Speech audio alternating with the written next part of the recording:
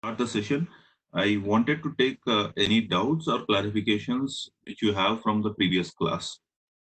So if you say you have any doubts from the previous class, or if you have tried to configure the simulation or with respect to assignment or anything, if you have any doubts from the previous class, just let me know before I start the today's session. All right. So that's the first instruction.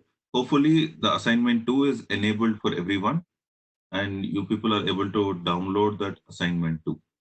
So if you find any difficulty in taking the assignment two or just accessing the assignment two, let me know. Probably I'll look into that individually. All right.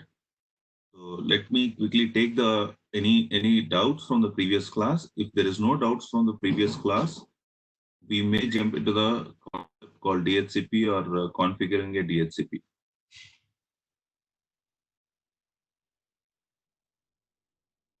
Just let me hold for 1 minute to take the doubts if anyone have. So you can drop in a chat box if you have any doubts so that I can take the doubts.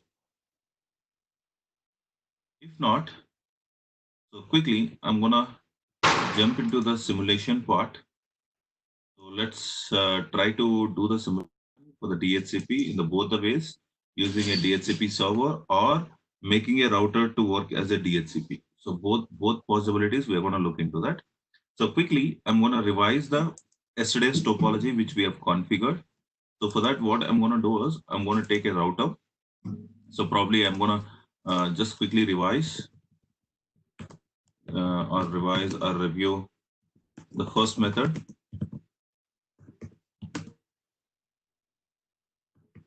First method to configure DHCP and probably DNS. We'll see both. So DHCP and DNS, we'll see both. All right. So I'm going to take a switch. So once we've taken a router, I'm going to take a switch. Then I'm going to take end devices.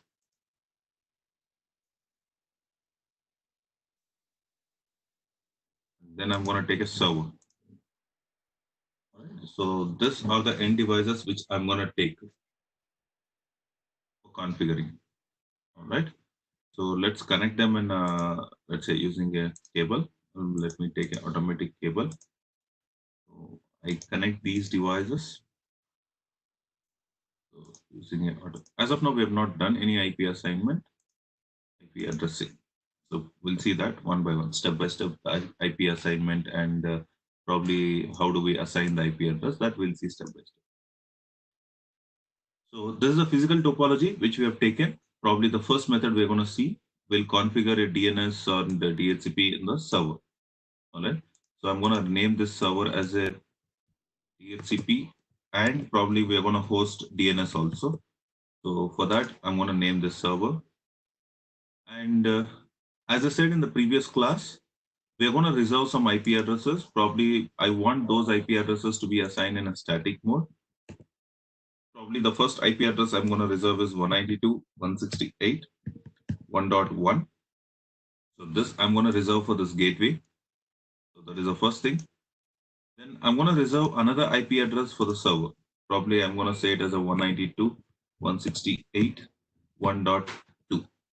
So the point here to be noted is I don't want to reserve a separate IP address for the DNS because in 1.2 itself both the DHCP and DNS will be hosted, right?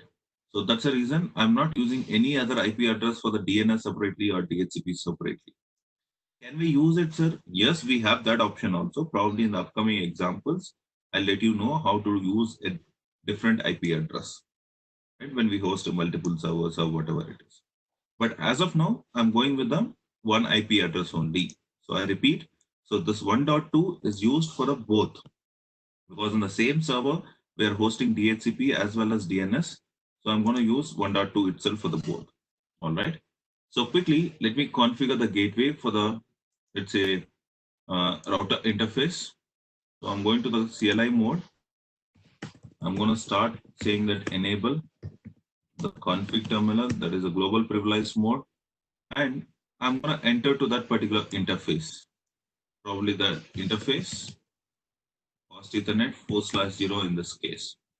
So I enter to that interface and I'm going to assign the IP address 192.168.1.1 and gateway is going to be, sorry, subnet mask is going to be 255.255.255.0. And I'm going to say no shutdown. All right. And so that's what we have done here.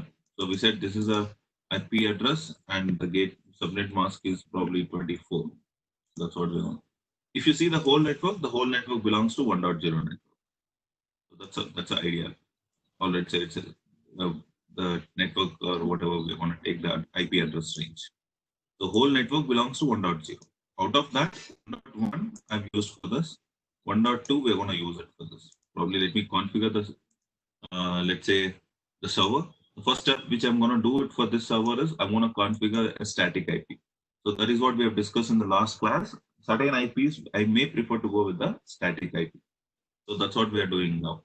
So I'm going to configure, let's say, a static IP for this also, 68.1.2, and the subnet mask stands the same, default subnet mask. Because we have not done any VLSM, the subnet mask is going to stand the same. And the gateway is going to be 192.168.1.1. And the DNS, I'm going to host the DNS in the same server. So I'm going to keep the DNS also the same. 192.168.1.2 is the DNS. So this is what I'm going to configure in the first stage for a server. So if you see, for this server, the first stage in the desktop mode, I configured a static IP. That is what we have done. So quickly, okay, look at this. So I'm going to use for the server 1.2 IP address and the gateway stands 1.1. And the DNS, since I'm hosting the DNS in the same machine, I'm going to keep it as a 1.2. So that's the first step we have done in the server. The second step, what we're going to do in server is probably, I'm going to say, let's say in the config mode, or let's say the services, we have multiple services. As I said yesterday, we have multiple services hosted here. So I can use this, as of now, I'm going to use this server to host, let's say DHCP and DNS. Probably I may use HTTP also. So that's what we're going to do. Keep it here, HTTP. All right. I want this server to host a web service also, right? HTTP. Now, part of your web technology, probably you would have learned what is that HTML and how do you create a pages and all those things. Right? So to come back, so there are n number of services into this. So one is HTTP is also one service. I can host a web server, and DHCP server I can host, and DNS. So we're going to use only these three as of now. So one is DNS, DHCP, and HTTP. Now, when I say HTTP, let me look into that. What are the pages I have? So if you see the HTTP, the first one, when I enable, so I can access both the ways, secured mode and non-secured mode, probably normal protocol. You can see here, this is a normal HTTP and this is a HTTPS. This is a version 1. Not exactly version 1. Let's maybe take it as a secured mode. Fine. Then in this web page, or let's say in the web server, I have 5 pages which are loaded. Now you can see those 5 pages, probably index.html, image.html, hello world.html. There is something log.html, and there is something called copyrights HTML. So all these 5 pages together, you're going to host it as a one web service. So whenever I browse a particular protocol, let's say portal, I need to get these 5 pages. Now, if you wanted to see quickly what is there in each page, probably let me click on index edit. So in the index.html, I have, let's say it as a which displays, welcome to Cisco Packet Tracer, opening doors to the opportunities are mine wide open, some comments. So that is the first tagline, or let's say it as a text I'm going to display. Then following to that, I have some URLs which are linked. Probably when they click, they can divert to the small page or a reference tags. So there is a small page which diversion can happen or redirecting can happen, copyrights, image. So there are other pages. So putting all together, this is the index.html. So I can rename it also. If you wanted to change the index.html, that also you can do it. But as of now, I'm not going to change anything. Probably I'm just going to say welcome, or let's say welcome to, or I'm going to add something called online session, something just to see whether our updates are reflected or not. So I'm just going to say save. So going further, you have other pages also. If you wanted to change, if you wanted to edit, you can even edit other pages. So that is the first thing. So we're gonna keep some web server. Then I have a DHCP. Now this is where we're gonna configure the DHCP. So as I said yesterday, the first thing which we're gonna do is we're gonna make the service on, and there's a default name given. So let's not disturb the default name. So can I give a different pool, sir? Yes, you can maintain n number of pools, and you can apply the pool accordingly also. So to one network you can give a different pool, to other network you can give a different pool. So you can maintain n number of pools. All right, but in that network you need to tell you have to use from this pool or whatever it is. So that is one. So second thing is there is something called gateway. So what is our gateway? Probably our gateway is 1.1. That's what we're gonna configure it. And what about DNS? The DNS is going to be 1.2 itself. All right. And I'm going to start issuing the IP address probably from 10. I don't want the IP address to be issued from 1.1 to 1.9 or 1.10. So from 10, it should start issuing. Why? Maybe there are different reasons. I may reserve those IP addresses. That's the reason I am going to tell you start issuing IP address only from 1.10. Or let's say 11, 12, or whatever it is. And the subnet mask is going to be the same. And as we have discussed, we are not disturbing anything in the subnet mask. We are going with the classful addressing only. So that's the reason I'm not disturbing any subnet mask. If you're going with a classless addressing, probably you have to use subnet mask accordingly. Then I'm going to say save. The moment I say save, you can see the reflection here. The maximum number of users I can have in this network is excluding that 1.1 to 1.10 or whatever, and your network address and broadcast address. The maximum number of users I can have as of now is 246. So 246 clients I can accommodate in a dynamic mode. So they can join or they can leave up to 246. I can accommodate at a time. Right? So that's the one thing. So that's what we have configured in a DHCP. We said that is an update. All right. So going back to the DNS, the third module or the third area. So I'm going to say to the DNS, see, boss, you have hosted a web service. So now somebody wanted to reach that web server. So how do they can reach? So whichever you hosted in http.com here, somebody wanted to reach. How they can reach that web service? So that's what I'm going to tell here. So anybody, first thing I'm going to say web service DNS, let it be on. Then I'm going to say they can reach using www dot, let me say it as a csc.com.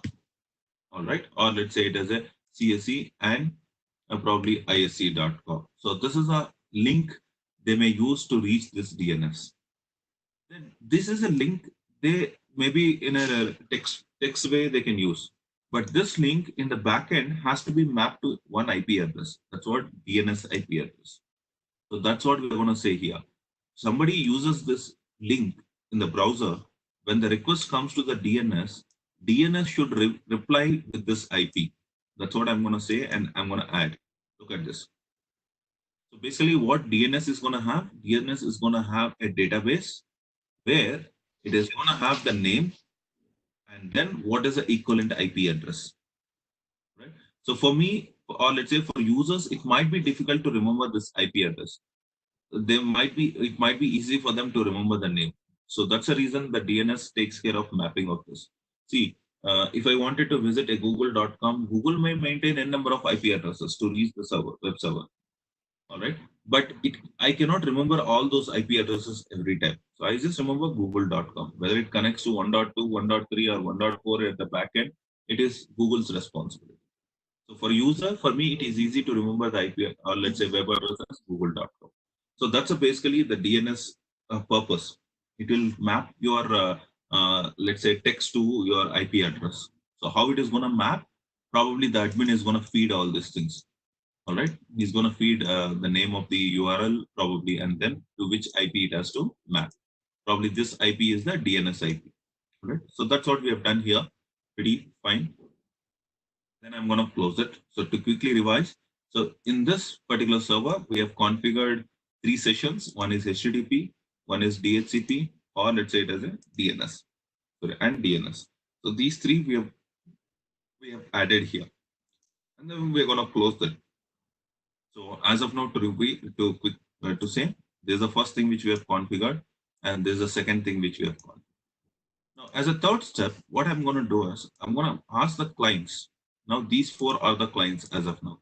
These three. I'm going to ask the clients. You request for a IP address using a DHCP mode. That's what we're going to keep it in this. Instead of static mode, I'm going to ask the clients to be in a DHCP mode. So the moment I click on DHCP mode, probably the request has been gone to the DHCP server in the backend. How this fellow has come to know about DHCP, that we have discussed in the last class. This fellow will be keep up advertising saying that I'm here to help. If anybody want any IP address, let me know. So using that communication process, the PC2 will send a request to the DHCP server, and then it has got saying that okay, the first IP address 192.168.1.10 is allocated, and the gateway, and this is the DNS server. So this is what DHCP server has given to the PC2. Even for the PC3, so we're gonna keep it as a DHCP mode. So now this is our, let's say, requesting for IP. Now it has got 1.11, the next IP address. Subsequently, the other details. Even for the laptop, it happens the same. So let me ask, keep it in a DHCP mode, it gets the IP address. So you can see 1.2. So one thing is you can see, the point is the moment when I go for static IP, there might be situation I may use 1.11 or 1.12 twice by mistake. And that rises to the concept called IP conflict. But here, that might not be possible because the server allocates the IP address. There won't be a possibility of giving a duplicate IP. Right? We can avoid the duplication. No two systems will get the same IP. Maybe in the static IP, by confuse or by mistake, we may give a IP address, duplicate IP address. So that can be avoided using a DHCP. Fine. So we ask these people to keep it in a, let's say it as a DHCP mode, and they've got the IP address. Now, the third next point is I'm gonna check whether my DHCP or DNS server works fine or not. So that's what we're gonna use the browser. From browser, now I can access the DNS in two ways. Whichever hosted in this, I can access the DNS in two ways. One way I can access is directly I can browse this IP address, and so that I can access the web server. If I know the IP address, I can do this. If I do not know the IP address, probably if I know the name, I use the name to access it. So look at that. Now, one way is, let me try from PC1, I use the IP address. So I'm going to say 192.168.1.2. What is that refers to? It is a URL. It should ping the DNS. So that's what, which is hosted here. So that's what we're going to do. And I'm going to say enter. Now you can see. So it has pinged that page, the default page, index page. You can see online session, welcome to whatever it is, and other pages, the copyright or small page, or let's say whatever the other pages are, enabled it here. So one way is I can access using a IP address. Suppose in case if I do not know the IP address, I may happen to use a URL also, web address. Let me try from the PC2, we may use a web address instead of IP address. So what is that web address we have set there? We have set it as a www.cscisc and .com. So that's what we said. You can see it has reached the web address. So I can access this DNS either using a web address or the IP address. Many cases, clients may not be aware of the exact IP address. So that's the reason we take the help of DNS to assign it to a particular name, which is familiar or easy to remember, right? So this is the first way to configure a DHCP server. What is that we have done in this is we have configured DHCP servers separately. So that means this server takes care of DHCP. Right? Now we'll see there is a other way to configure a DHCP server. We'll see that second methodology also. But before we go to the second methodology, if you have any doubts, you can ask me in the chat box. If you have any doubts, you can ask me in the chat box before we go with the second way of configuring a DHCP server.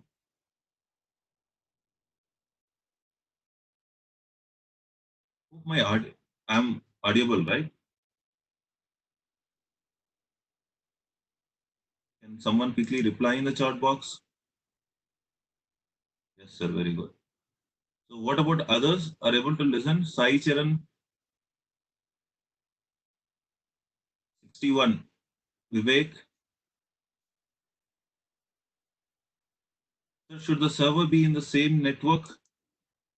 It is not necessarily, but as of now, for easy understanding, we have taken into the same network.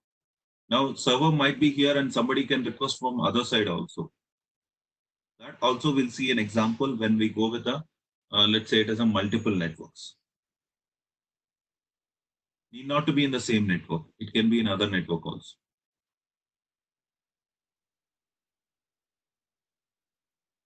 And what about Rohit? Rohit is here.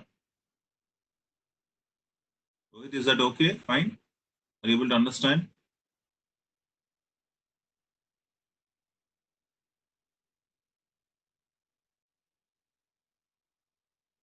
Okay, Kiran.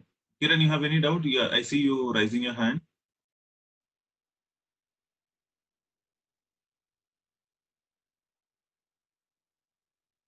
Not Kiran Hegde, there is other Kiran. Okay. If you do not have any doubt, probably we'll see the other way of configuring DHCP server. All right.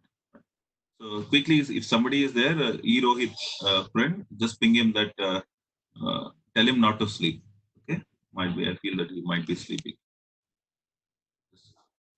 Okay. So now the other way of configuring the, let's say, DHCP server, let's look into that. So for that, what I'm going to do is I'm going to create a similar topology, right, with a router. Then I'm going to take a switch, and then I'm going to take the end devices, probably 1, 2, 3, and then I'm going to take a server, and then let me connect them, right? So we have connected them, right? So this is the topology I'm going to take. So it looks pretty same, but the difference is this time I'm going to use this server only for DNS. I'm going to use this server only for DNS.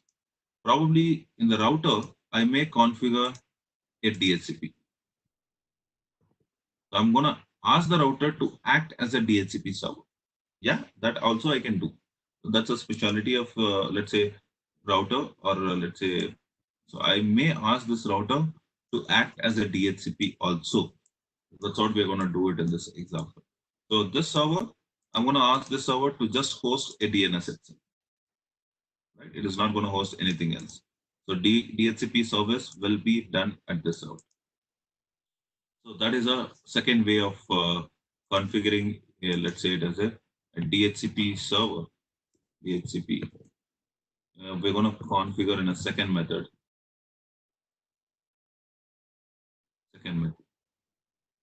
I'm going to do it here.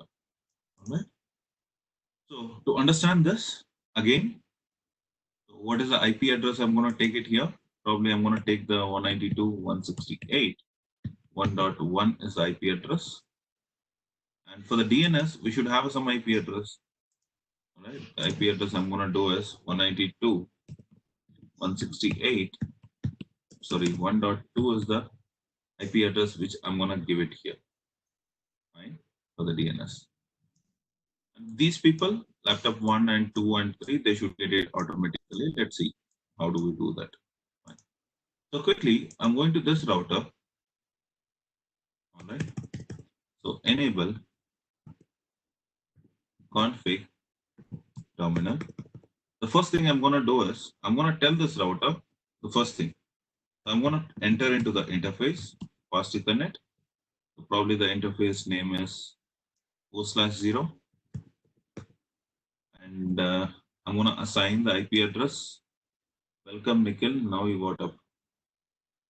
So IP address 192.168, 1.1, 55.0. And I want to say no shutdown.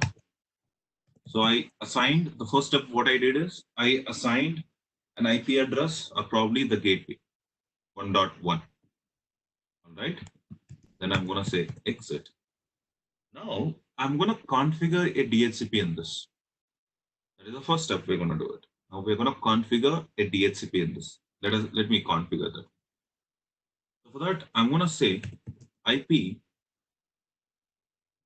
DHCP, and I'm going to create a pool first. You know what is a mean? What do you mean by pool? So as we have done in the earlier case, we need to have a server pool, or I can create a different pool. Now this time I'm going to create a pool called Vivek. All right. So the first step I did is I am trying to create a different pool of IP addresses, which I can tell the DHCP to assign it. So this is how I'm going to tell it. I'm going to tell IP, DHCP pool, and the pool name is going to be Vivek. All right.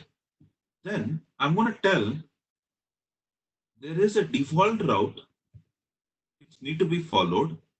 That is 192.168.1.1 is the default route which I need to follow.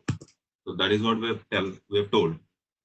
And then we're also going to tell, all right, for this, we're going to say the network, this particular DHCP pool has to be maintained is 192.168.1.0 is the network, all right, and with the subnet mask 255.255.0.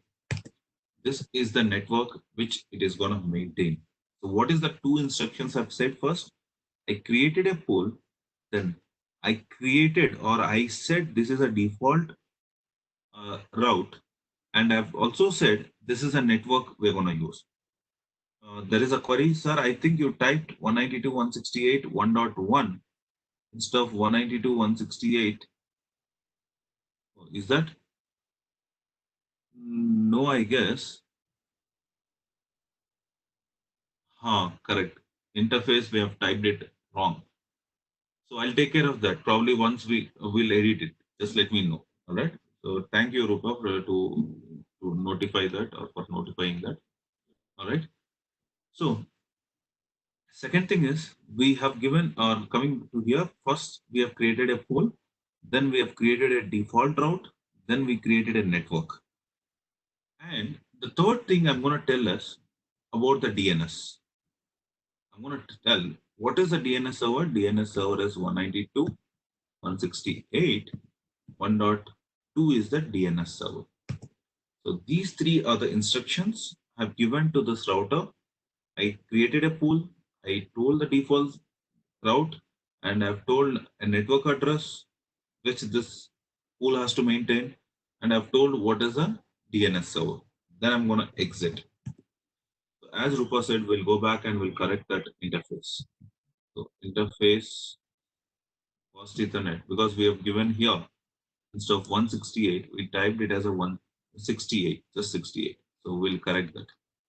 So fast Ethernet, it is 4/0, and the IP address should be 192.168.1.1, 255, 255, 255.0. I want to say no shutdown. That I've corrected it. Fine. So now, anything we missed which we need to configure in the DHCP? There is a one point which we missed to configure. Let me see if anybody points that. So I repeat, is there anything missed which we are supposed to be configured as part of DHCP server? So I configured a default route, I configured the network address, and I've configured the DNS. These three I've configured, right, in the pool. And there is one more thing which we are supposed to configure. Switching on HTTPS, no. Not Rishabh, not that. There is one more parameter which we have missed. Let me ask. Let me ask others. Can you guess what is that point which we have missed? Mahesh, can you guess that? Gateway we have already done. We have already configured the gateway. That's what we have said default route. Mehul, can you tell me what is that we have missed?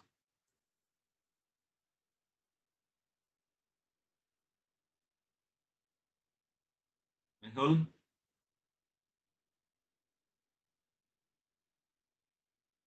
All right. Praneeth Gupta, can you tell me what is that we have missed?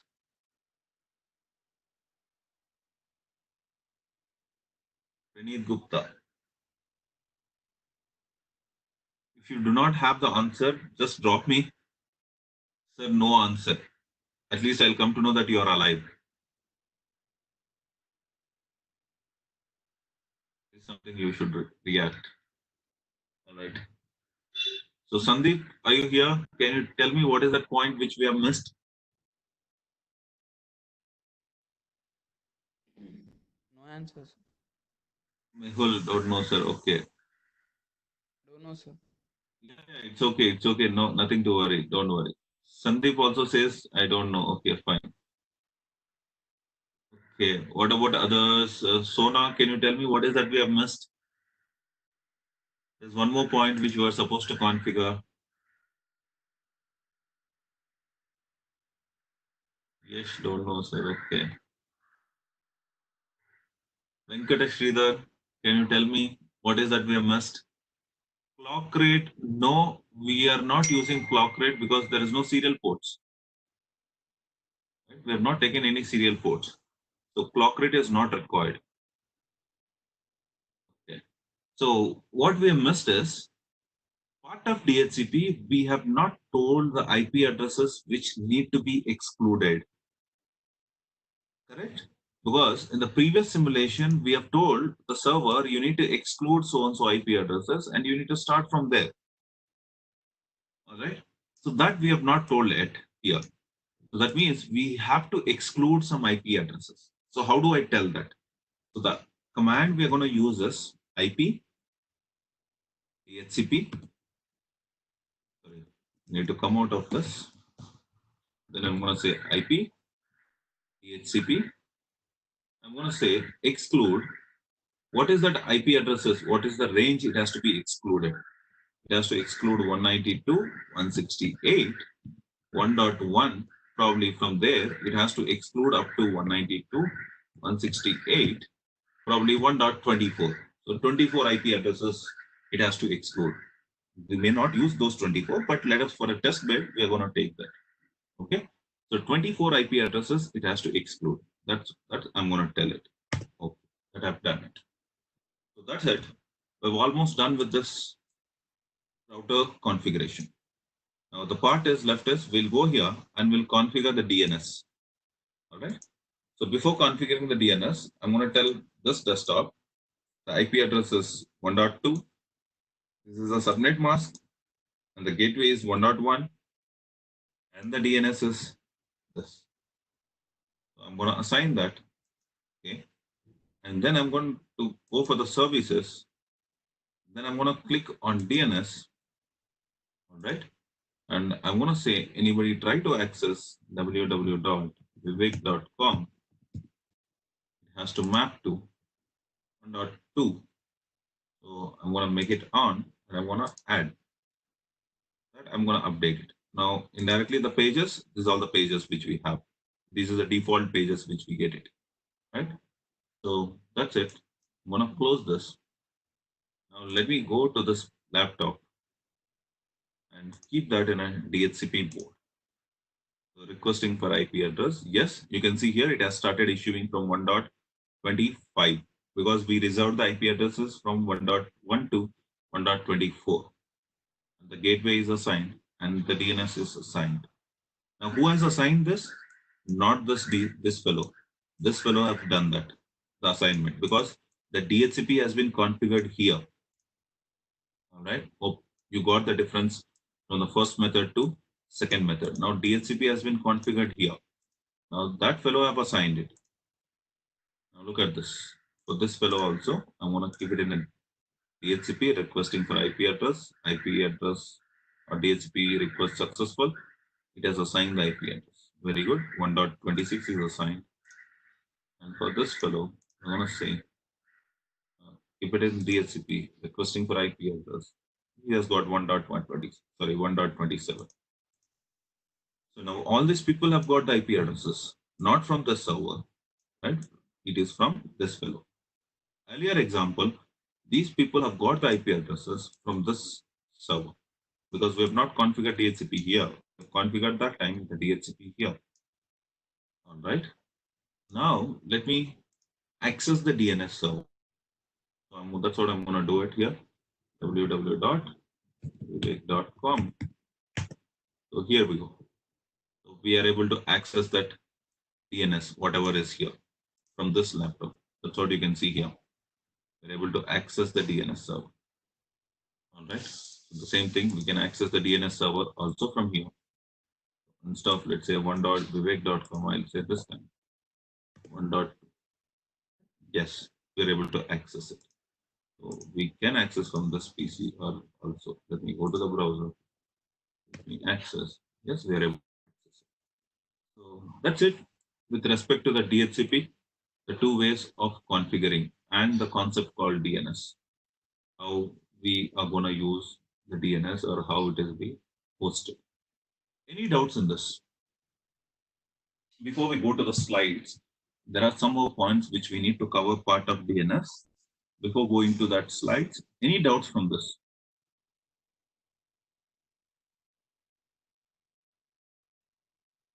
Quickly, can I know if I have any doubts? So, thank you, Srinivas. No doubts. No, sir. Okay. No, sir. No, sir. Hopefully, everybody understood two ways of configuring. So, what I do is when I prepare the next assignment, part of assignment, I may ask you to configure the end devices using a DHCP, right? So my next assignment is going to be focused on DHCP and DNS, as well as, let's say it as a AIGRP, which we are going to cover it in this week. Right? So that is going to be part of my next assignment, probably next week, not this week. Do not worry.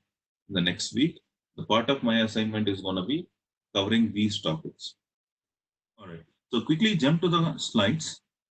So let's revise. There are some topics which we have not covered part of simulation. Let's see those points. All right. So now the first thing is, so why do we need a DNS? So for today we have done view of DHCP configuration and domain name configuration. We're going for the few more points which need to be covered part of your DNS. Right? Let's see quickly. So why do we need a DNS, domain name server? What does that mean, domain name server? So IP addresses are very difficult to remember. So I may not remember all web servers IP addresses. Rather than I'll be comfortable to remember google.com or yahoo.com or jainuniversity.com rather than remembering the IP address of those organizations. So domain name service will make easy to remember those addresses. So that's what we are trying to say. IP addresses are very difficult to remember. All right. Then DNS translates easier to remember the text names. So it takes care of the translation. So the moment I type vivek.com, it should map in the backend to 192.168.1.2, which is a DNS server. So that mapping will happen. So it is going to maintain some log or whatever. Okay. So example, so this is very difficult or this is very easy for me to remember than remembering this IP address. All right. So if I wanted to visit a particular, let's say any web page of a particular staff, I can directly type the web page rather than the IP address. So, but the DNS takes care of translating the text format to IP address. So translate in the sense it checks in its database. For this probably equivalent name, what is the IP address it has to refer? Right? That is taken care by the DNS. So when a host requires a domain name translation, it makes the request into the local domain name server. All right. So now you need to understand one more point here is there is some there are different levels of domain name server, right? So when I say different levels, see, it can be a local domain name server. It can remember only a particular set of names. There might be the next level domain name server. It can remember more number of database, or it can have more, right? So even the domain name servers may have to maintain a different hierarchy, right? So from low level to middle level to next level, or top level. So as the level increases, the amount of log or database they're going to maintain is going to be huge, right? So if you ask me, in a Jain University, if I maintain a domain name server, probably I maintain the all the IP addresses with respect to the Jain University. So that's what I can do, right? It is a limited database. The next level, probably BSNL can maintain domain name servers in a larger way, or let's say bigger database. So that's what we are trying to understand. When the host requires a domain name translation, it makes a request to its local domain name server. First level, any PC, if I'm trying to browse, let's say google.com, the first request goes to my local server, local domain name server. Now, what is that? Where does it located? Maybe Google would have maintained a local server within a Bangalore or within my area, right? It goes the request to that, right? That's how it works. So now going further, so each name in the DNS can be split into series of, let's say, domains, or we call it as a subdomains. So example, if you see, this is one domain. So if you see, UK is the domain. Ultimately, UK is the server where this particular complete URL is hosted. Or let's say it can be like UK can be in one server, or AC.uk. AC is another server, and let's say staff might be another server. Then let's say SOC might be another server, right? So if you observe carefully, when I try to browse SOC website, there are three other servers coming into the play. The first server might be a local, might be a staff server. From there, it might go to the next level server, that is .ac. From there, it might go to the next server, that is UK, right? So this is what the hierarchy which we are talking about, right? If you see, probably you can understand from this slide. So the hierarchy might be at different level. So we say it as a topmost is a root hierarchy, where there is a .com, .edu, .org, .in, .ac.in. So there are different top level domains have been maintained. So when I say .com, then further I can go to the separate names. It might be computerhope.com, or it might be vivek.com. So part of Vivek, I may host other also. Let's say jane.vivek.com. So it goes in that way. So basically, we are trying to understand is the domains are maintained in a different levels. So each level might be a different server hosting it. So that is a point I wanted you to understand. Going further, so each domain name server is responsible for different domain. Exactly. The first request will go to the server which is in the local mission. That's what we are trying to talk about, local request first. And DNS server can react in three different ways. This is also an important point which need to be remembered. So any DNS server, so what is actually the purpose of DNS? When user asks for a URL or submits a URL, the DNS server has to give the equivalent IP address. Now DNS has to give us the equivalent IP address. Now DNS can give this equivalent IP address in three different ways. That's what we are trying to understand. DNS can react in three different ways. It can give the equivalent IP addresses in three different ways. Right? So whenever user asks, say, boss, this is IP, this is, or let's say, whenever user asks, what is let's say, I'm trying to access www. let's say vivek.com, right? This is a request. I may send it to my local domain. So now, this local DNS server, for this request, whatever the request you have given, it can react in three different ways. So the first and second and third, three different ways. It can give you the IP address. Now let's see what is that three different ways. The first way, we call it as a direct. Sends back the correct IP address. Immediately it will tell you, okay, you have requested for vivek.com. This is IP address. You take it.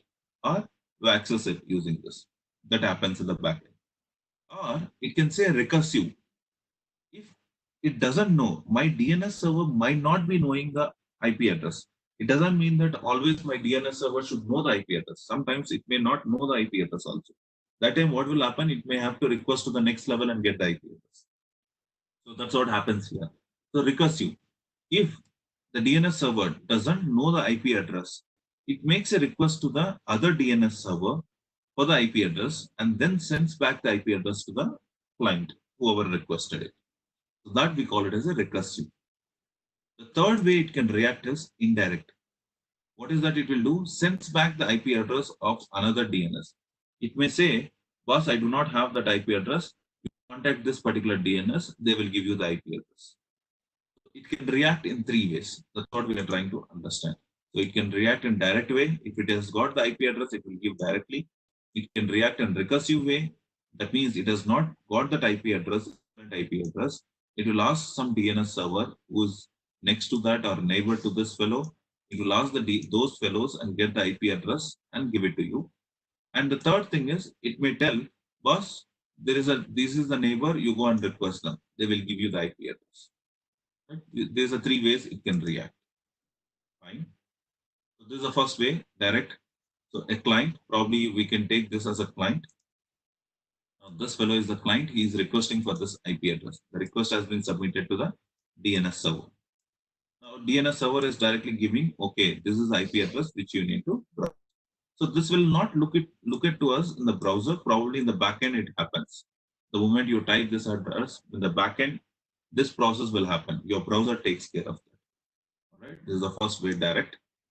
And the second way, or let's say that's what server knows the DNS IP address, so responds directly. Okay. So what is recursive? The DNS makes a request on behalf of the client, then returns the correct IP address. Look at this. Now this fellow wanted to access, let's say 3.com.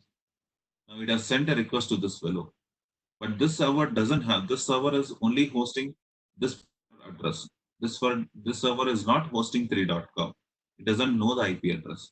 So what it will do, it will request to that next level DNS server.com because it represents to .com server. You can see here.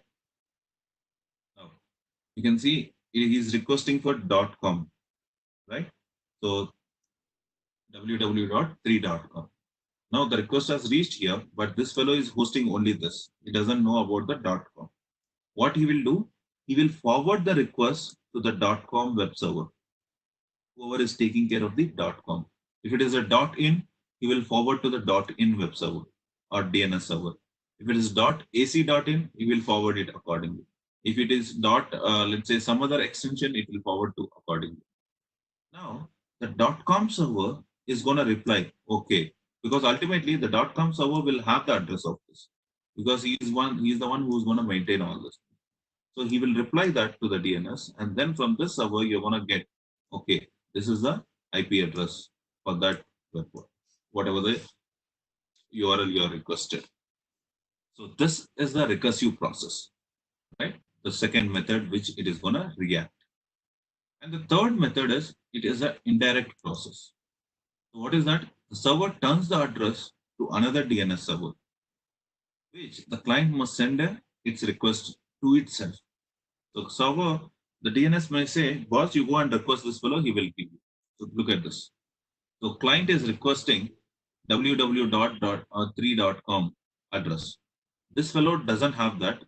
Rather, he's going to reply, you approach 12.10.5.6. This is the fellow of 12.10.5.6.com server. So he's going to give the address. Then he has to request to that fellow, give me the IP address. Then he will reply it accordingly. So this is, we call it as an indirect. This we're going to call it as an indirect request. All right. So this is how the DNS is going to work. Any doubt as of now? So with respect to this, if you have any doubts as of now, I can take the doubts before we go with the next concept. Before we go with the next concept, if you have any doubts till now with respect to the DHCP and DNS, you can let me know. So if you do not have any doubts, probably what we do is we quickly break now, take a break quickly, and then, sir, explain the indirect DNS once again. Okay, let me explain that indirect DNS, and then we go with the break.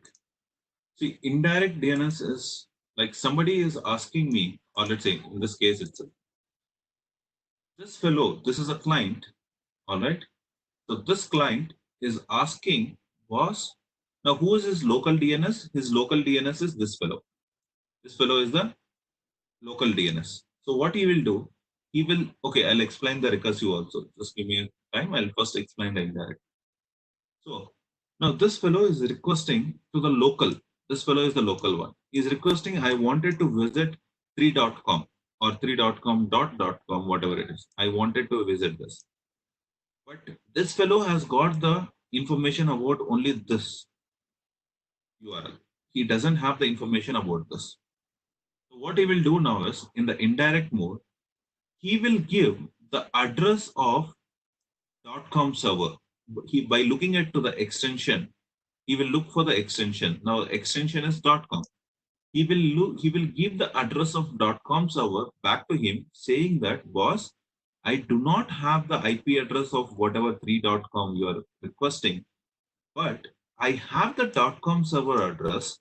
You send a request to the .com server address so that you get the subsequent URL.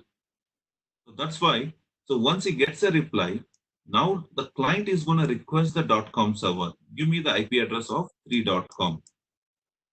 Now the .com server is going to reply in the backend. This is the IP address of this particular text, or let's say URL. All right, use this. So that is how the indirect works. That is how the indirect works. With respect to the recursive, what happens in the recursive is, in the recursive, when the URL is requested, the DNS will not give the .com address. Rather, it will contact the .com server on behalf of you, and it will give you the reply. That is what happens in the recursive. What happens in the recursive? It will not give the .com address on behalf of you whenever you request for 3.com website. So when it doesn't have, it will not tell you to go and contact the .com server. Rather, it will contact itself instead of you and gets a reply and send back the reply to you. But only the limitation here is, for every such kind of request, the web server has to spend some time. Rather, in indirect, it is not spending the time, it is asking you to spend the time in the indirect.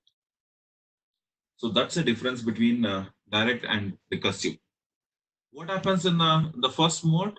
Probably the first mode, it is direct. It will give you the reply. When it will happen? When it has got the address. So that's how it is going to reply it in the first mode. So that's with respect to direct, indirect. So any other doubts? So before we break for this break time, so if you have no doubts, probably we'll take a break. Then we'll come back and we'll look into the concept called EIGRP. Right? This is a concept which we are going to do it after the break time. So probably the time is 9:26, probably 36 and 40. 9:40 we'll come back. So we're going to come back 9:46. All right. So what I'll do is, till that time, I'm going to mute. I'll pause the record. So going further, our next discussion is going to be on EIGRP. So before we start the EIGRP, there is a small, let us look into the preamble. What is EIGRP? As we have seen earlier, the dynamic routing protocols are categorized into two. So the first one, we say it as a interior gateway routing protocol, so which was given here. The second one, we say it as a exterior gateway routing protocol. In the interior gateway routing protocol, we have these two classifications again. What is that? Link state and as well as distance vector. we have these two classifications, link state routing protocol and distance. So up to here, it is an interior gateway routing protocol. So whatever we have listed here, it is an interior gateway. This side, it is an exterior gateway routing protocol. So in interior gateway routing protocol, we have two classifications further. We have distance vector routing protocol and link state routing protocol. So in the distance vector routing protocol, as we have seen in the earlier classes, the major focus is going to be on the hop count. In the link state routing protocol, the major focus is going to be in the, let's say, state of the link. What is the load, reliability, all those metrics comes into play. So put together, the metric which used for the distance vector routing protocol is a hop count. The other side, probably the load, reliability, or let's say bandwidth. The other side, they are going to use that. So in your syllabus, what we have it is we have this in your syllabus.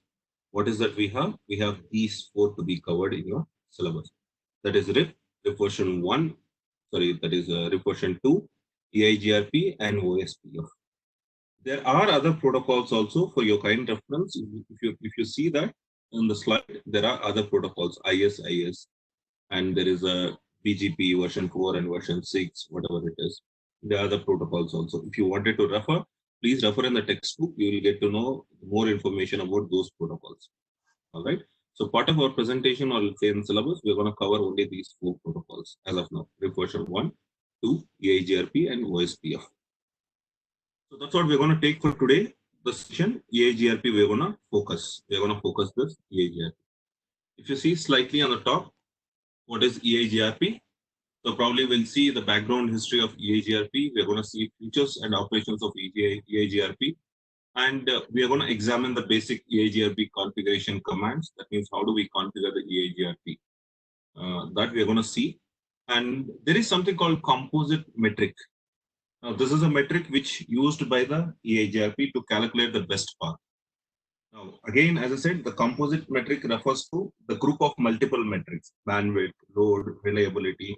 There are a group of metrics which will be used. So we use some formula to calculate it. So that's what we're going to see. And then there is something called diffusion algorithm. We call it as a dual algorithm, DUAL. That we're going to see. EIGRP is going to use the diffusion algorithm. Basically, this algorithm will be used to avoid the routing loops in EIGRP. So because you know what is routing loop, right? So EIGRP applies a diffusion algorithm to avoid the routing loops. And then we're going to see some additional configurations and commands with respect to EIGRP. So that is going to be our focus in this presentation. All right. Okay, let's go further. So when was it introduced? This is a brief, or let's say it as a history of EIGRP. So it actually started with the IGRP. If you see in this presentation, it actually started with IGRP. So IGRP was started in 1984, and let's say EIGRP then has took place from let's say 2005 or whatever. No longer from 2005, the IGRP is no longer supported. So EIGRP has started somewhere in 1992, and these are all the versions where EIGRP or IGRP has been included. So basically, the EIGRP has come from IGRP. So what is IGRP? It is the interior, let's say, gateway routing protocol, or enhanced, or let's say, enhanced interior gateway routing protocol. That we'll see. Right? So that's what here. Roots of EIGRP is IGRP. So EIGRP is kind of has come or deployed from IGRP. So developed in 1985 to overcome the RIP version 1's limited hop count. There is something called limited hop count in the RIP version 1. So we'll see that in the configuration. So there is one limitation that is called limited hop count. So to overcome that, probably this protocol has been designed, one of the reasons. All right. And EIGRP is a distance vector routing protocol, and metrics used by IGRP, or let's say, or EIGRP put together. So these are all the metrics in the EIGRP which we are going to use it. So it is not limited to only hop count, because RIP version 1, it uses only the hop count to choose the best, or let's say best path to the destination. Whereas EIGRP or IGRP uses these four metrics to calculate the best path. By default, it uses the bandwidth and delay, We'll see what is bandwidth and what is delay in the upcoming slides. And it also uses as an optional mode, if you wanted to use reliability and load also to calculate the best path, you can even set that. So put together, so EIGRP is going to focus, or EIGRP or IGRP, whatever you mean it, is going to focus these four as a metrics to calculate the best path. So going, or let's say to revise, in RIP version 1 or 2, only the, let's say, hop count is taken into the consideration to find the best path. Whereas here, there are four different metrics taken care to count the best path or to calculate the best path. Fine. So now EIGRP has also got a header format. Let's see slightly closer into the header format. Certain points which we may have to take a note. So EIGRP header format, it contains a data link frame header. It contains IP packet header. It contains EIGRP packet header and TLF field, that is type, length, and field data portion. So EIGRP is a combination of, one is frame, data link frame, one is IP header, and then EIGRP packet header. We'll see what is there in this EIGRP packet header, and type, length, and values, whatever it is, field kind of thing. You know, in the previous, like when we have seen OSI reference model, probably whenever we say data link frame, that's where we're going to have frame starter, header, all those things. Probably deals with the MAC address. This portion, probably what we are trying to understand here is this portion will deal with the MAC address. And this portion will deal with the IP address. All right. Now we wanted to concentrate what is this portion is and what is this portion is. These two will be our major focus. These two will be our major focus. Right? Let's see. So EIGRP packet header. Now that's what we are trying to take this portion, EIGRP packet header. It contains two fields, or probably say two classifications. One is we call it as an opcode field. One we call it as an autonomous system number. Now what is that opcode field? You can see here. Now if you take this as an EIGRP packet, this complete as an EIGRP packet. Now there is something called, first one is version, probably which speaks about what version of EIGRP it is. Then something called opcode. Now, what is that opcode? Opcode might be, these are all four, or let's say five opcodes. It might be, packet might be an update packet. The packet might be a repacket. The packet might be a reply packet. All right. The packet might be a hello packet, or it might be a discard packet, which is not mentioned. All right. So the opcode might be anything, combination of this. So when the packet goes, it might be an update packet, or it might be a query packet, or it might be a reply or discard or hello packet. So that's what the opcode represents. So autonomous system number, as I've discussed in earlier, every organization, let's say if I'm maintaining Jane as a one autonomous system, all right, then there are subnetworks. Probably I may give a different number to each subnet. I'll say subnet 1, subnet 2, subnet 3, all right, subnet 4. That I call it as a autonomous system number, which we are going to use it. Probably we'll explore it more in this presentation. So it is going to have autonomous system number also part of its header, right? Then EIGRP parameter contains, there are two. One is wait and hold time. All right, that's what we are trying to understand. Type, length, fields, or whatever it is. It is going to combination of wait, hold on time, and other timers. Right. So that's one thing probably you need to understand when we see the packet header. So to repeat, let me take this. Okay. To repeat, this packet header is basically a combination. The header is up to here. This part will come back after that, after some time. All right. So when we take a packet header, it is a combination of version and the opcode. What is that opcode? You can see the opcode might be this. It might be update, it might be a query, it might be a reply, and hello. And then probably the checksum, which we need to, let's say, check for the errors and other things, and flag, sequence number, acknowledgement number. Then we have something called autonomous system number, because every autonomous system has been given an ID. So that ID we're gonna include it. So, and you know what is autonomous system, all right? Then you have something called TLV fields. What is that? We call it as a type, length, and value. So what is there in the TLV fields? That's what we are looking at here in this portion.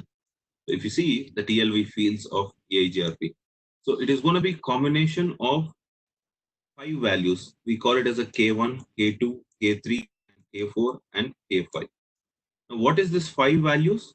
The 5 values represents to a different, let's say it is a K1 to K3, waits for the bandwidth and delay.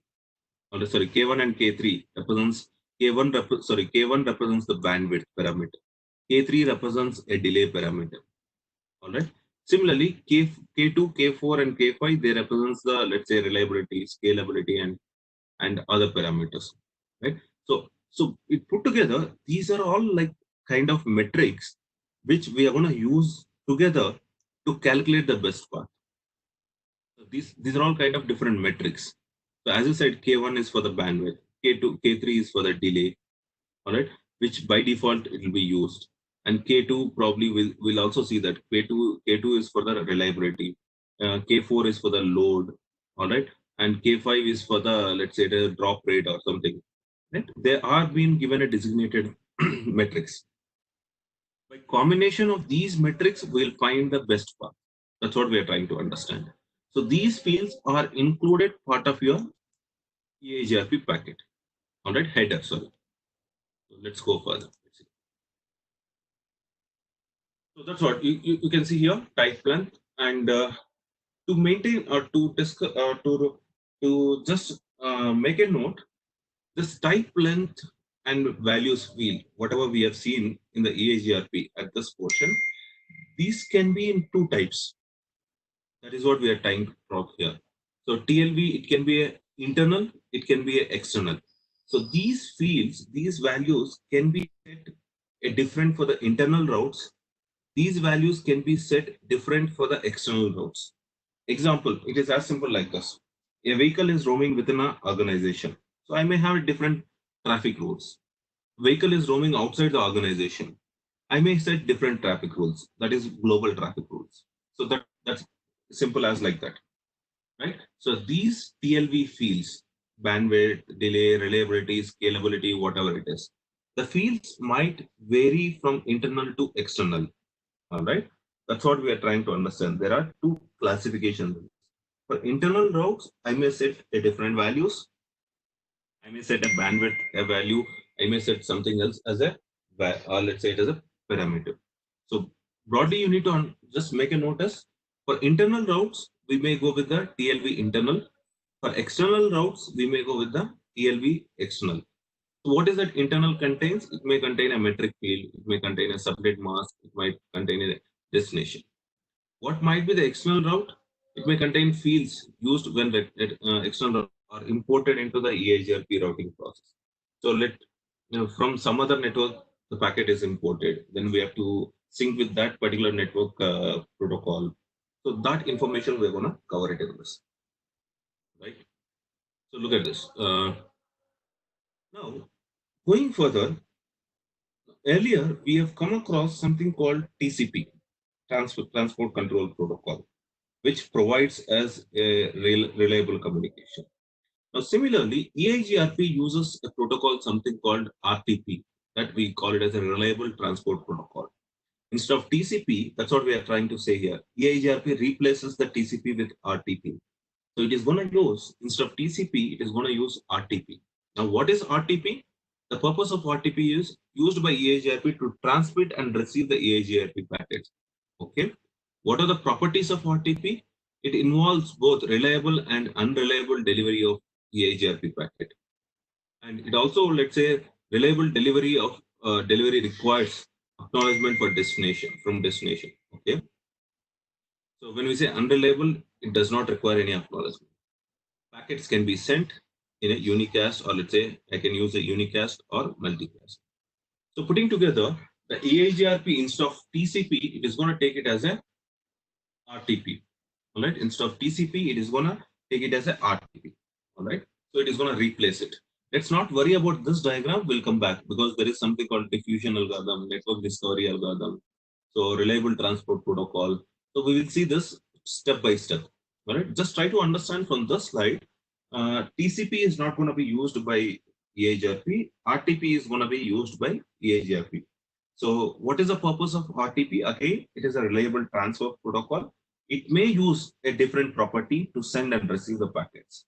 And it may use a different scenario to deliver the acknowledgement packets.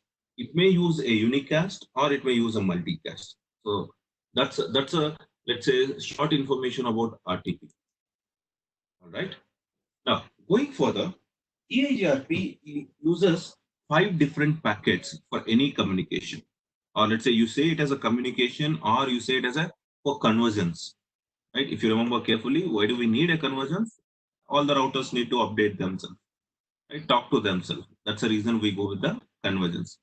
Now, in this combination, when they are in convergence, when the EIGRP is in convergence, right, it will use us 5 different packets for communication. So as I said, if you take this topology given here, so initially they have to talk to themselves and get the updates. All right. So why they updates? It is because they should have a complete view of whole topology. It should have complete view of whole topology. So because of that, it may take some time, or we call it as a convergence time, or we call it as a update exchange time, whatever you call it. All right.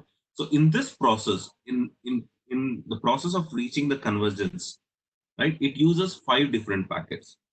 The first packet it is going to use is we call it as a hello packet. So what is the purpose of hello packet? It used to discover and form the adjacencies of its neighbors. It try to understand who is my neighbors as a first step. All right. So that is the purpose of hello packet. It is used to discover the neighbors and form the adjacencies. So unreliable, so no response required from the recipient. All right. If that is a different parameter, we'll come back to that. So first, basically, it uses the hello packet. Fine. Then it uses the second packet it is going to use is it is going to use the update packet. So what is the purpose of update packet? Probably it will say this is the update from my side. What is the update from your side? I may use the update packet to exchange the updates. All right. The third packet it is going to use is it is going to use acknowledgement packets, probably used to acknowledge the receipt of the update and query and reply packet. Probably it may use acknowledgement packet.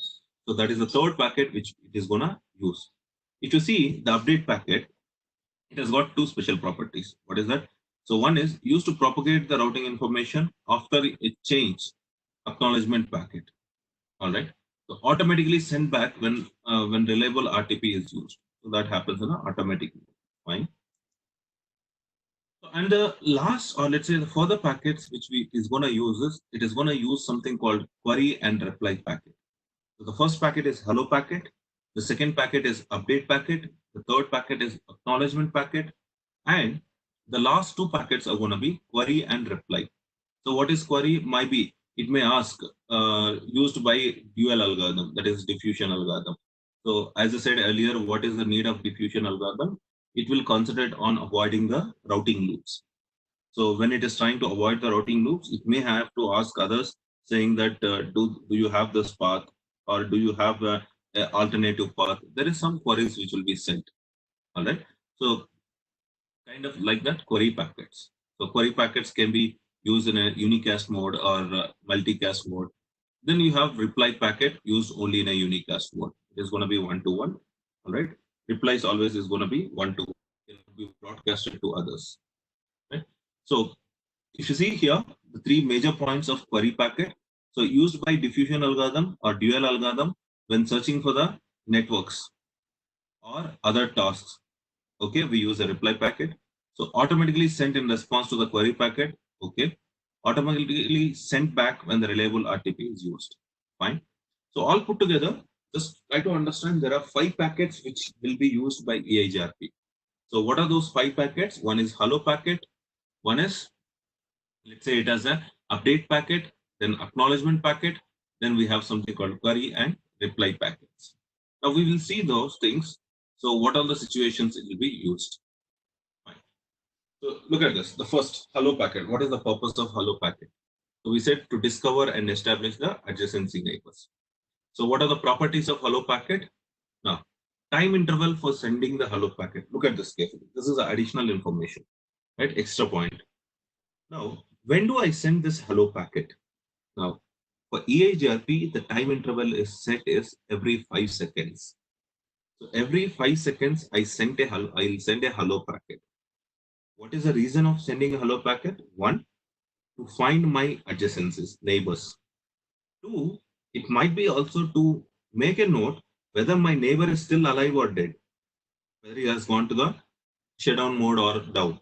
So that is also one reason I send a hello packet, right? So that's so so time interval for sending hello packet is most of the network it is every 5 seconds. That is the reason we use for the hello packet. Then there is something called which we have discussed earlier for dynamic routing protocols. There is something called hold timer or let's say flush timer. There is something called invalid timer. There are three timers which we have discussed earlier. All right. Look at this. Now we are talking about the hold timer. So in EIGRP, now what is that hold time is? This is the maximum time a router should wait before declaring a neighbor is down. Before it declares a particular neighbor is down, it has to wait for this time. So immediately it cannot conclude, okay, it has gone down. So it has to wait for some time to declare it is down. After it is down, it may use an invalid timer, it may use a flush timer to remove that update. All right. But the purpose of hold timer is it is going to wait before any neighbor is declared as a down. Right? So up to what time it is going to wait? Suppose if a link is down, up to how much time it has to wait and say the link is down. So it has to wait 3 times of the hello interval. That means it is 5 seconds is the for hello in every hello interval. 3 times I have to wait for 15 seconds. Right? That means 3 times I would have sent the hello packet. I still would have not got the reply. Then I will decide the link is down or the network is down. Right? So that's a hold on timer with respect to the hold on timer in the EIGRP. All right. So EIGRP uses a bounded updates. Now, this you need to understand. There is something called partial bounded or let's say bounded update. All right. Now let's see. So EIGRP only sends update when there is a change in the router status. That means EIGRP first thing is it is going with the non-periodic updates. Look at this. EIGRP sends update or only sends the update when there is a change in the router status. If any network is added, any network is disconnected, then it will send immediately. That means it is a non-periodic update. It will not follow a concept called a periodic update. It follows a concept called non-periodic update. Point number one. Now, point number two, there is something called partial update. Now, what is partial update? A partial update includes only the route information that has changed. The whole routing table is not sent.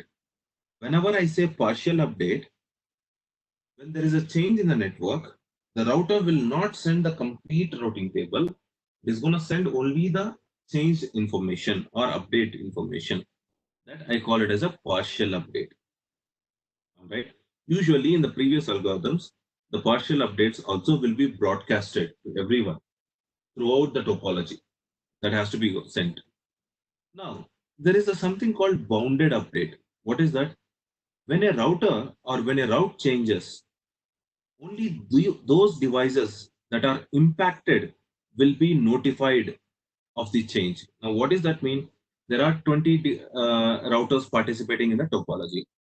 Now, router 1 is connected out of 5 routers. Okay. All remaining 15 routers are connected indirectly. Okay. And there is a change in the network connected to the router 1. Okay.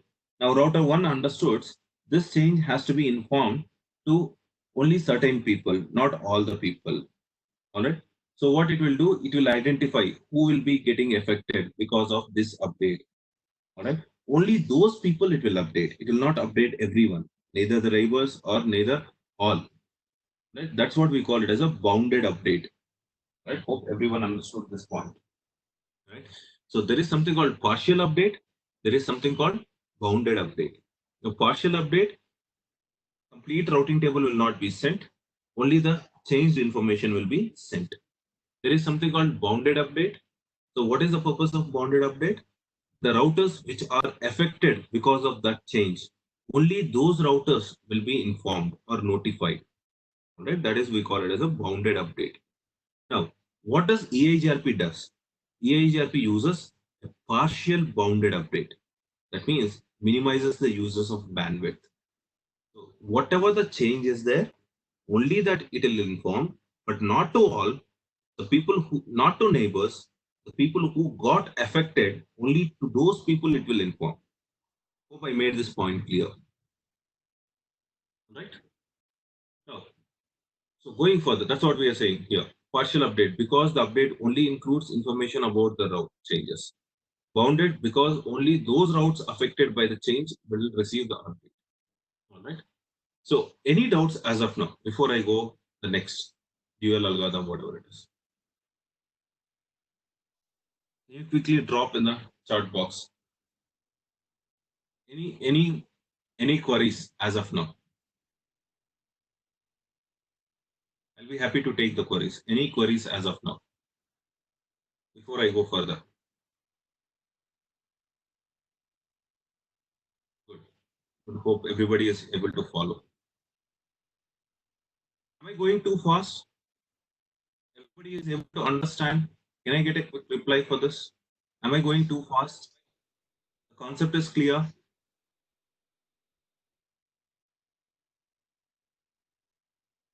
Sriram, hello Sriram. Okay, no sir. Okay, very good. The objective is everybody should be able to understand. No sir, concept is clear. Thank you, Hekran. Because there is no point going fast, and if you are missing the concept, there is no point of it. So even if I go slow, I just wanted to make sure everybody gets the concept. No sir, speed is okay. Thank you, Roger. Fine. So now let's go further. All right. The next point is part of your EIGRP. So EIGRP uses a algorithm called diffusing update algorithm, dual algorithm, we usually call it. So what is the purpose of this algorithm? So EIGRP primary method, the purpose is primary method is to prevent the routing loops. Right? You remember in the previous slides we have discussed about routing loop. What is routing loop? The packet will be keep rotating in the network, never it gets to delivered to the designated destination, and unnecessarily consumes the bandwidth, unnecessarily utilizes the CPU time, or let's say first time. Right now, this algorithm has got a different technique to deal with that. Earlier, we have used something called count to infinity. Right? Maybe he may use a count to infinity or a different way of dealing with that using this algorithm. Let's see. So, advantage of using DLS provides the faster convergence. Look at this. This point to be noted. One of the reason I'm going is to prevent the routing loops. The other reason is to faster, or let's say to make it faster the convergence time. How? By keeping a list of loop-free backup routes. So that means it is going to keep track of backup or alternative paths. By keeping alternative paths, it is trying to make the convergence time bit faster compared to other routing algorithms. We will see how it is doing also. All right. So this is the two purposes of going for the diffusion algorithm. So one is it prevents the routing loop. Second, it makes the convergence fast by using a loop-free backup routes. That is alternative paths or alternative, let's say it as a routes, whatever it is. All right. Now, there is some, as I said earlier, we have something called administrative distance. So now what is that administrative distance? It is kind of a rank given to each routing algorithm. Every routing algorithm has got some rank. Why this rank? The rank is given based on the way it calculates the best path, right? And the dependency. That's what you can see here. What is administrative distance? AD. Defined as the trustworthiness, the reliability of the source route. If any route has come from EIGRP, I trust that route as a first priority. If you see, there are list of sources.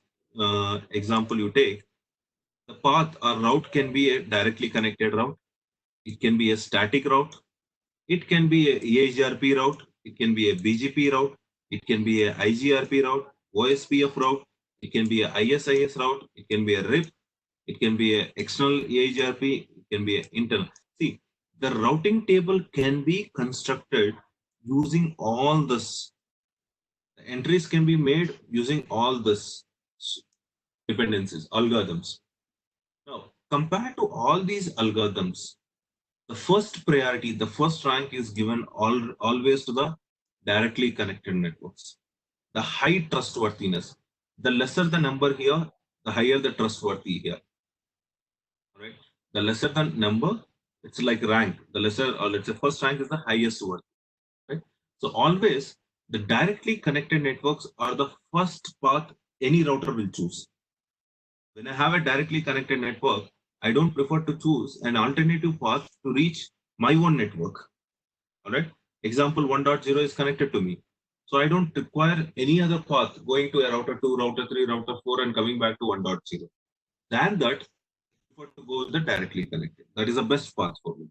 So like that, even the static is the second high priority. If any routing entry is given by a static, so that is given the higher the rank. Then comes EIGRP. Now in EIGRP, there are three different types of routing entries. What is the three different types of routing entries? That is what we say summary routes, internal routes, and imported routes. What is summary route? Probably it will use both internal, external, and makes the summary. Internal alone it makes the summary, or let's say external alone it makes the summary. All right. So it is something like that. All right. So now the default, these are all the ranks. This is what I told in the previous slides also. We may look into the ranks in the upcoming slides. This is where we are going to look into the ranks. All right. So how these ranks are defined, sir? Again, the ranks are defined based on the way they are going to calculate the best path, the metrics which they are going to use to calculate the best path. Based on that, the routes are going to be defined, or let's say the administrative is going to be defined. Okay. Now, EIGRP has got these three as an administrative distance. For summary routes, the administrative distance is 5. The internal routes, the administrative distance is 90. Sorry. For imported routes, the administrative distance is going to be 170. Right. So if any other route better than this, when I'm trying to use any route, let's say if it is a summary route, I'll look for the rank 5.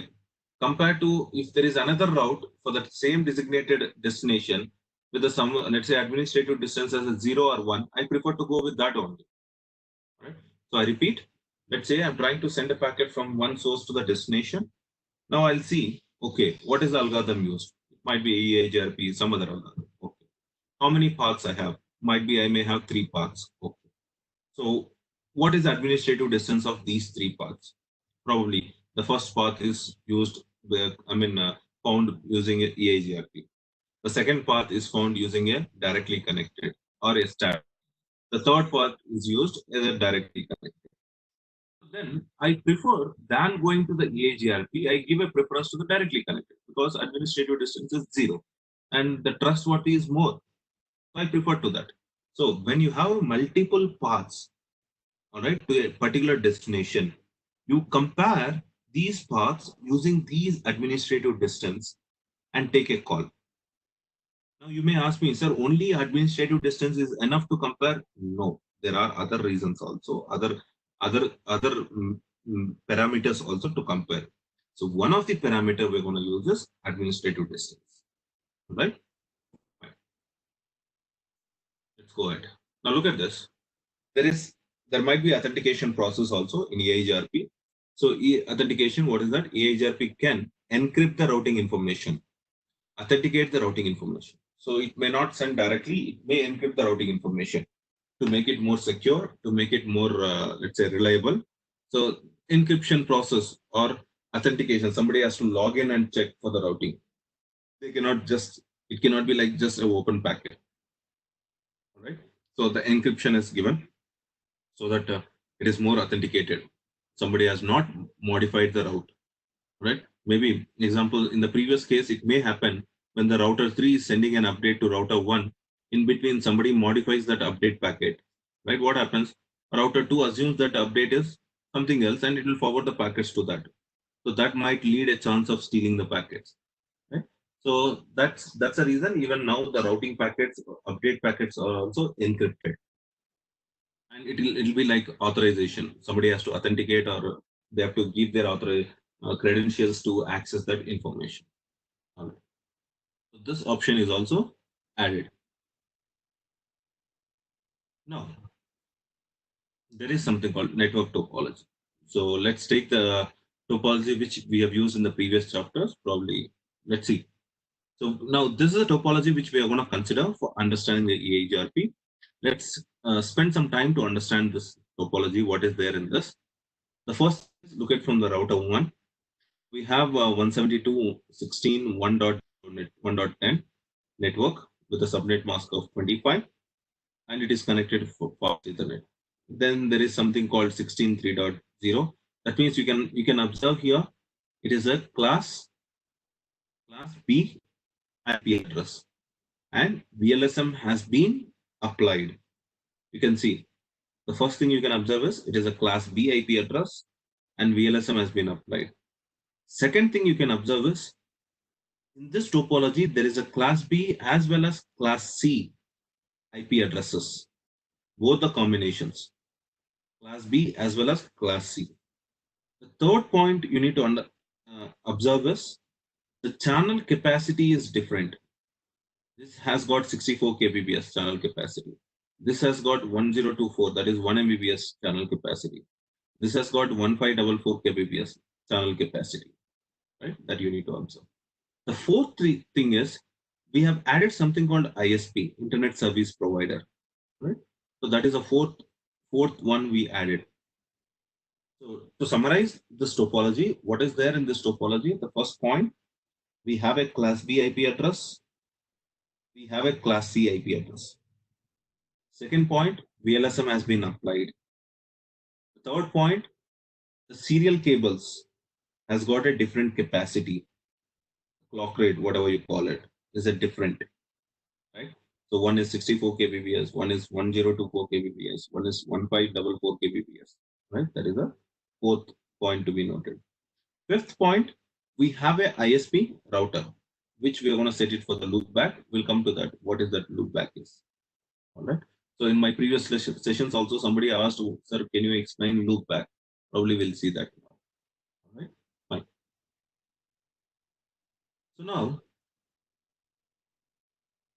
the first thing is EIGRP, all right, users will automatically summarize the routes at classful boundaries. Now, this is very important aspect which you need to make a note about EIGRP. It uses a auto summary concept. Now, you can ask me, sir, what is auto summary? Right? Let me tell you this way. All right, to understand it more easy. All right. Let's say in this topology, as I said, router 1, or let's say, as I said, in this topology, there is a class B, class C network, which has been applied, or let's say VLSM has been applied and used. Okay. And you can see the routing table also. Parallel to that, router 1 routing table, what is the entries? Router 2 routing table, what is the entries? Router 3 routing table, what is the entries? All right. Now, if you observe carefully, router 1, it has got an entry about 172.16.1.1 network, 172.16.3.1 network. If you observe carefully, I just wanted to make it note here. If you observe the routing table carefully, router 1 has got the entries of this. All right. To make a note, to understand what is router auto summary. Right. Now, what router 1 does it? Though it says interface level, it has been connected like this. In the routing table, it will make an entry, only one entry, right? what is that one entry it will make in the routing table? It makes an entry 172.16.0.0 network is connected. It doesn't bother about the subnet. That is what we call it as a auto summary. Right? It puts together and make a one group. To make it clear, if you wanted to see that, just let me go to that slide and come back. To make it clear, where is that auto summary? All right, look at this. We'll go back to the previous slides. Don't worry. Just I wanted you to understand about the auto summary. If you see, this is a routing table, or let's say routing table of router 2 routing table. Right? You observe carefully some entries into this routing table. The first entry is, the entry was made saying that 172.16.0.0 network with /16 it is connected. Okay. But if you if you see, this is actually an auto summary. Right? This is actually a auto summary. Now, how this auto summary is done? It is done. You can see the next three entries. The next three entries are 1.0, 2.0, 3.0. So all these three have been grouped and one entry has been made. Now you can see 172.16.0.0 is a summary and null represents to it is an auto summary. Right? So one entry has been made with respect to these three entries. So why this auto summary is made, sir? It is for the router, it is easy to share the updates. Instead of sharing three updates, it will share one update.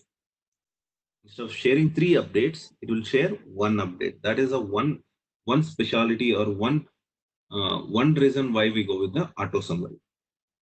All right. So let's go back to the previous slides. That's what we are trying to talk.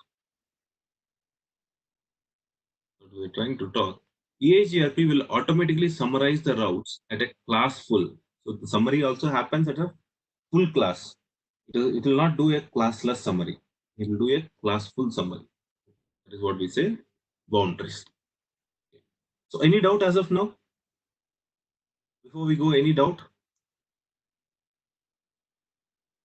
Can you quickly just drop a message if you have any doubt?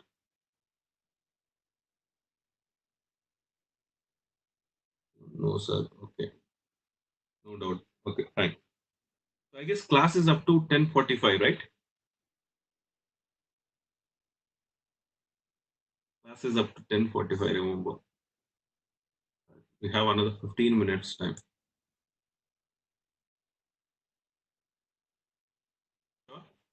Okay. 10:45.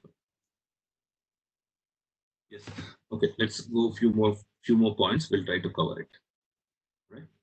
So we may not complete EIGRP today, but we'll see as much possible. We'll cover it. So the next point is, so how do I configure the EIGRP? Right. So this is a command I'm going to use. Instead of router rip, I'm going to use the command called router EIGRP. What is that one? I may configure multiple autonomous systems. All right. So as I said, for each autonomous system, I may give one ID. So that is the ID I'm going to use. All right. So the command which you're going to use to configure the EIGRP is the global command that enables the EIGRP is router, EIGRP, and the autonomous system number. So all the routes in the EIGRP routing domain must use the same process ID, that is autonomous system number. If I say Jane FET, I would have given a one autonomous system number. So the routes which happens within a FET, it might be from CSC building to mechanical building, it might be from mechanical building to ISC building, it might be from ISC to, let's say, specialization building. So any routes which happens within this, I may use FET ID only, right? That is autonomous system number. So that will help us the packets and the route which should be happen, or where the scope of the route. All right, that basically you can understand that way. Right? So the command command which we are going to use is router EIGRP1. So one is, it can be a 1, it can be 2, or it can be something else also. It is up to you. So one reference to autonomous system number. So every autonomous system has got one ID, right? That you can define and you can maintain a log which autonomous system has got which ID, whatever it is. Okay. So once I configure router RIP, the next step is, as we have done for the, let's say in a RIP, we also add the directly connected networks. I use the command network and I will add the directly connected networks. That is the second step when you configure the EIGRP. So that's what the network command. Functions of the network command enables the interfaces to transmit and receive EIGRP updates. Okay, includes network or the subnet in the EIGRP updates. Yes. Example, the command is network NET, whatever the network address that we're going to use. That is the second step. So the network command. Now the point, one more thing you need to remember here is, as of now, we have encountered something called IP address, gateway, DNS, and subnet mask. There is something called wildcard mask. Right? EIGRP uses this wildcard mask. Now, the first thing is, how do I calculate the wildcard mask, sir? It is the opposite way of the way you calculate the subnet mask. So, first of all, how do I calculate the subnet mask? So, subnet mask, to calculate the subnet mask, I'll see how many bits are used for the network portion. I'll keep all those bits as a 1. I'll see number of bits used for the host portion. I'll keep all those bits as a 0. And I convert it to a decimal. That stands as a, let's say, subnet mask. How do I calculate wildcard mask? It is a reverse process.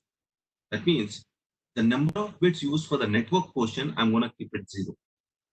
The number of bits used for the host portion, I'm going to keep it 1.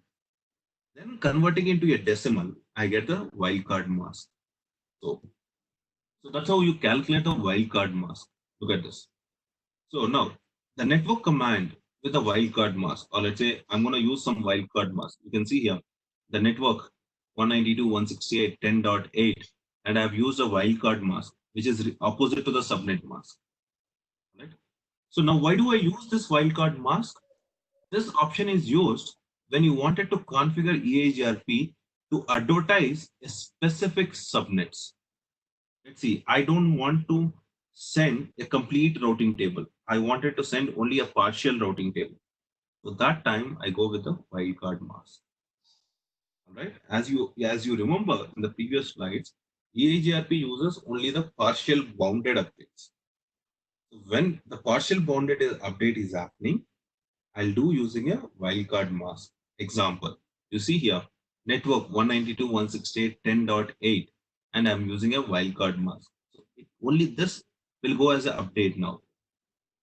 All right.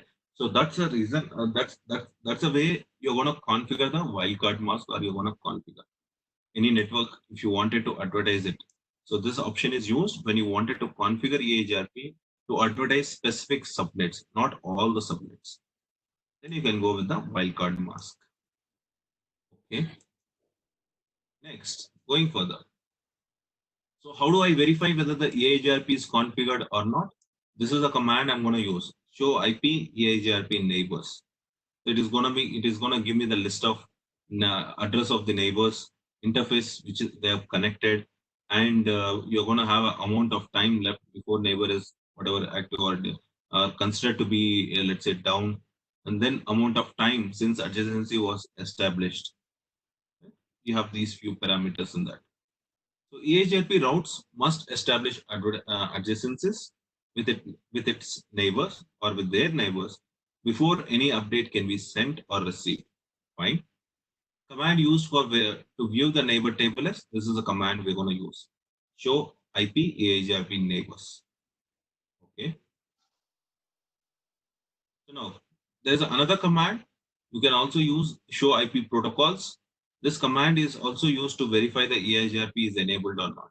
The moment you give show IP protocols, it will list you there. The routing protocol is EIGRP and 1 is the administrative distance. And you can, one is the autonomous system number. And you can also see the administrative distance here down. You can see the gateway route, the distance is 90. This route, the distance is 90. Again, there is an internal route with the 90. So subsequently, the administrative distance is enabled. So you can issue a command, show IP protocols, to see which routing protocol is enabled and according. And you can also see there is something called metrics. If you can see in the slide, probably in the next slide also it is mentioned. The metrics are given here. You can see K1, K2, K3, K4, and K5. What is this metrics? Which will be used to calculate the bandwidth. Sorry, not the bandwidth, the best path. Which will be used to calculate the best path. So these metrics.